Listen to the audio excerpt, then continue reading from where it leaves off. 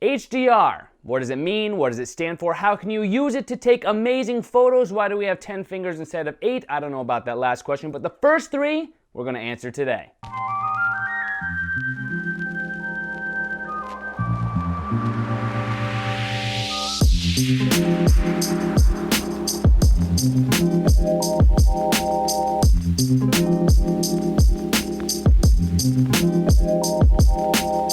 What's up, YouTube? It's your boy, BMAC. HDR Photography, aka the holy grail of preserving detail in your photos to create some of the most amazing photos you ever thought possible. For those of you who follow me on my Instagram account, @BMACadelic, one of the questions I'm asked most often has to do with how I light my pictures. More specifically, how I expose my picture so that the bright parts of my image are not blown out and so that the dark parts of my image are not crushed. And that's a pretty good question because the technique behind that isn't as simple as just making sure I'm exposing for my shots properly. You can expose for a shot properly and still have parts of your image that are way too dark or way too bright, even when you've done everything right, so to speak, when it comes to setting your exposure. The secret to that look in my photos, my fellow Instagram followers, has to do with a secret technique. And that secret technique is a little something called HDR.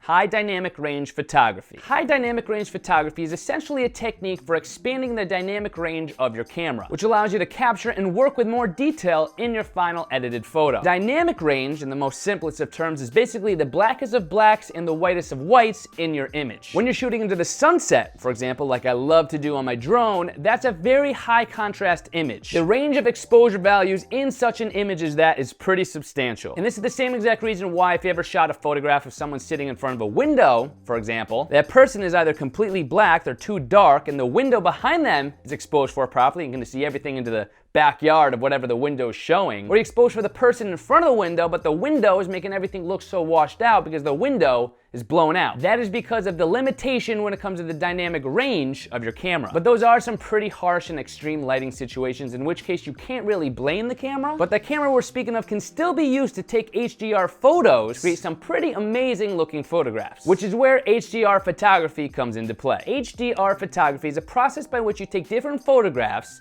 each with a different exposure value set for that photograph, and then compositing those photos together to combine them and create an overall much better photo with a lot more detail and information. That detail information allows you to push the shadows a little bit more and preserve the highlights a little bit more, thus preserving more detail in the final photo that looks a lot more like what the human eye would see, not what a digital camera captures. You can make that thing pop with a little HDR magic, thus increasing the dynamic range of that photo and allowing you to do more when it comes to highlights and shadows. You'll see this a lot in situations like real estate photos, sunset photos, any situation where there's a lot of lighting going on, and one shot isn't going to be enough to capture all the detail that you need. It's a technique I pretty much use all the time, especially in harsh lighting situations, and it helps to create a pretty surreal, amazingly looking, eye-popping photo that's definitely going to stand out in your Insta feed. So that's all fun and all, but knowing how to take and edit HDR photos is the second half of that battle. You still have to know how to utilize that extra information that was captured in the HDR photo and achieve the look that you're actually looking to create within your photo editing program. And that's what I'm going to show you how to do today. But first things first, taking the HDR photos. You're going to want to go out to wherever you're shooting and look in the viewfinder of your camera to see what's going on with the exposure settings. Sometimes you might not need to take an HDR photo because you'll be able to capture all the detail you need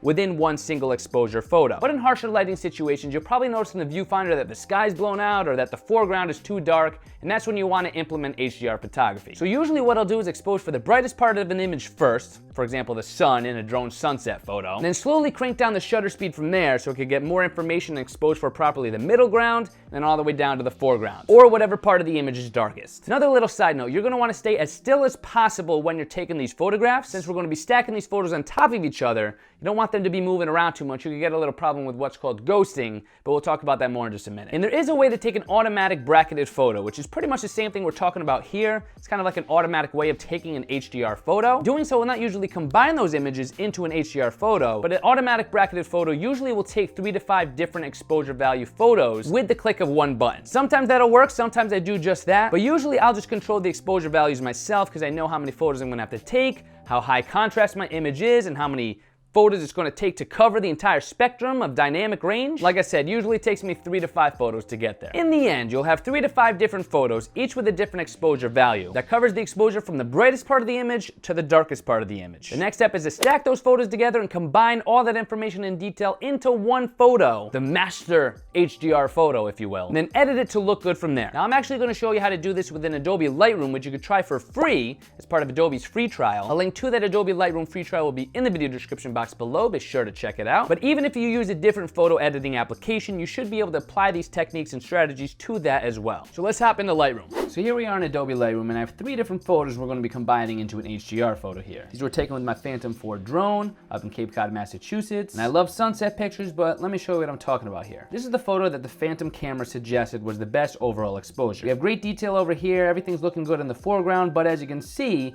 the sky is pretty much completely blown out. And you can see that especially over here on the histogram because we're clipping up here. This is all lost data and information right here that we can't get back. In the other photograph though, this one was exposed for the sky, and look at all this detail we just got back. We can see some clouds here, we can see a lot more colors. The problem with this photograph is that everything down here is a little underexposed, and although it's not bad, the further you have to drag up the shadows and bring out detail in the shadows, the more noisy it could actually get. A noisy photograph just never ends up looking good, so the problem is we need to combine this with this, and we do that by creating an HDR photograph. Now here's something to point out. What we need to do now is combine these 3 photographs. We do that on a Mac by holding down the command button on your keyboard and selecting the 3 photographs together. And then we're going to right click or control and click on these 3 photographs, go down to photo merge, and then click HDR. This is going to bring up our HDR merge preview box. It might take a minute for the HDR preview to actually be created. And already this is looking pretty good. Very first thing I do is make sure auto align is checked, because if you don't, we select the deghost amount high over here. The deghost overlay is going to show you what isn't being lined up. When you have a photograph and you're combining different photographs into one,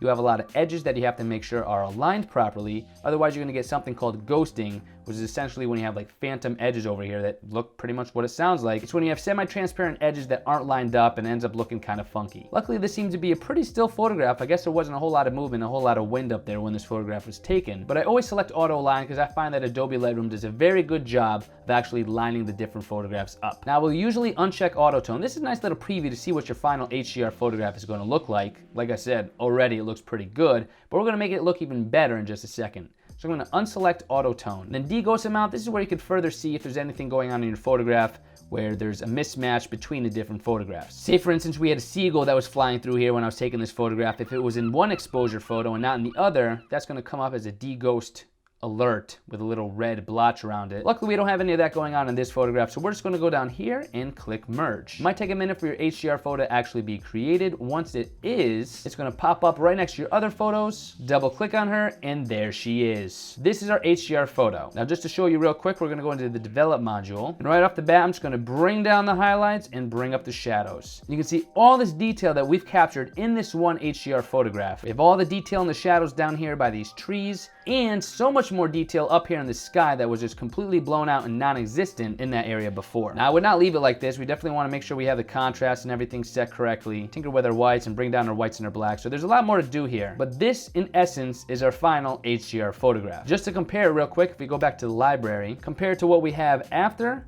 before, after, before, after. Look at all this detail we were able to capture and bring out without any noise in this one photograph. That is an HDR photograph, and that's why I absolutely love this technique. So these are a few more examples of HDR photography taken with my drone shooting into the sunset. We'll take a look at this one right here. This one's pretty good. If we zoom out just a little bit, take a look at the detail we were able to capture in the sky over here. You have the cloud detail right here, you have the sun right here, you even have the mountains with what looks to be a little bit of mist, maybe a little fog towards the bottom of them. And we even have everything in the foreground, all these trees down here, all the shadows within the trees exposed for properly. This is a pretty crazy HDR photograph that I took with my drone. It's actually one of the ones I posted to my Instagram feed. This is the before and the after. Look at the difference in that photo. It goes from something that's like pretty good to something that's actually amazing, something I will probably soon frame and put on my wall. Now, I've already released a Lightroom Basics tutorial video on this channel already, so there's no sense in going through that again. Definitely be sure to watch that How to Edit Photos in Lightroom Like a Pro video. A link will pop up right up there for a card annotation, or of course, a video link will be in the video description box below as well. That video will teach you everything you need to know about taking this HDR photo to the next level with a little bit of editing. The end result, I guarantee you, will be amazing. HDR photography is a technique I use all the time in my Instagram photos because of how beautiful HDR can make them look. Don't forget to follow your boy, @BMAC on Instagram, so you can see my HDR photos in action, and so I can check out some of your HDR photos. Tag me in your HDR photos and I'll like back some of my favorites. For more filmmaking and photography tutorials like this one on the channel, definitely don't forget to check out my tutorials playlist.